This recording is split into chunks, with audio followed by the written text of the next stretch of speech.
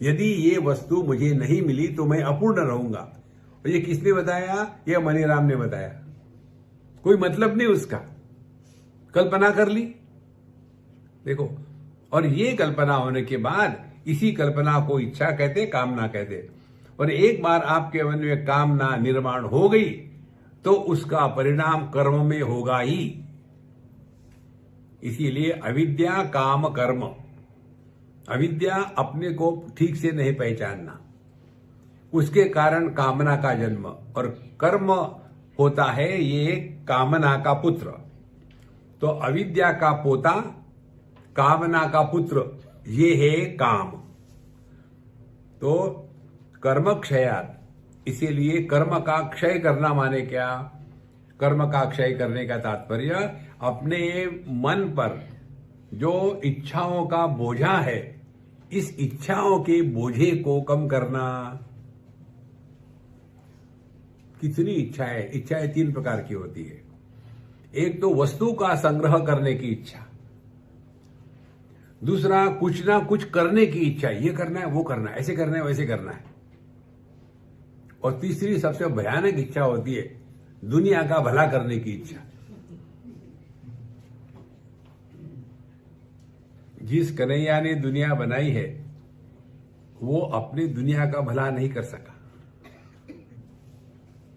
देखो, हम दुनिया का भला करने के लिए निकले। भला तब होगा ना कि जैसे पानी में पड़ा हुआ प्रतिबिंब सुधारना चाहते हैं तो क्या करें? ऐसा करेंगे, हम लोग गंगा जल लेंगे और उसमें जो प्रतिबिंब होगा वो पवित्र होगा। समुद्र के जल में नमकीन होगा।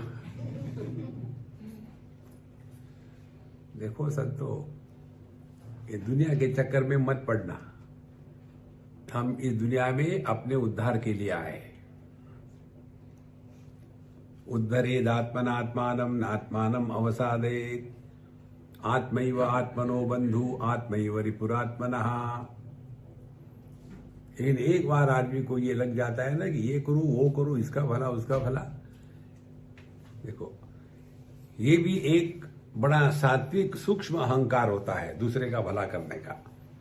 तो कर्म क्षयात, तो फिर हम जो कर्म करते हैं उसका क्षय करना कैसे करें? एक ही ध्यान देने की बात है इसमें। कर्माणि चित्त शुद्ध्यर्थम। कर्म का तात्पर्य अंतःकरण की शुद्धि। अब अंतःकरण की शुद्धि करनी है तो अंतःकरण की अशुद्धि क्या है ये भी तो मालूम चाहिए। क्या अशुद्धि है? अंतःकरण की अशुद्धि है राग और द्वेष। हमारा जीवन कौन गाइड कर रहा है? राग द्वेष या समझदारी? देखो, हम जो भी करते हैं या नहीं करते हैं इसके पीछे प्रेरणा है। इसलिए करते हैं कि हमको अच्छा लगता है, इसलिए नहीं करते कि हमको अच्छा नहीं लगता। देखो, कोई है सुबह जल्दी उठ जाते हैं क्योंकि अच्छा लगता है, दूसरे नहीं उठेंगे अच्छा नहीं लगता। तो जो सच है उसका प्रेरक कौन है?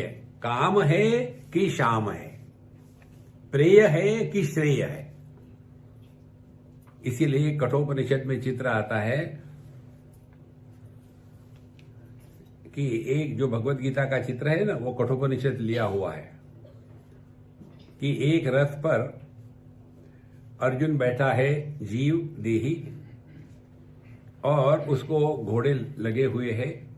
घोड़ों के मुंह में लगाम है, लगाम सारथी के हाथ में है, सारथी है कन्हैया, और घोड़े चल रहे हैं। ये चित्र बताने के बाद फिर बताते हैं ये घोड़े जो है ये इंद्रिय है। इंद्रियाणि हयानि आहु विषयास्तेषु गोचरान्, और वो अपने अपने विषय में चलते हैं, वो उनका गोचर है, वो उनका जाने का रास्ता है।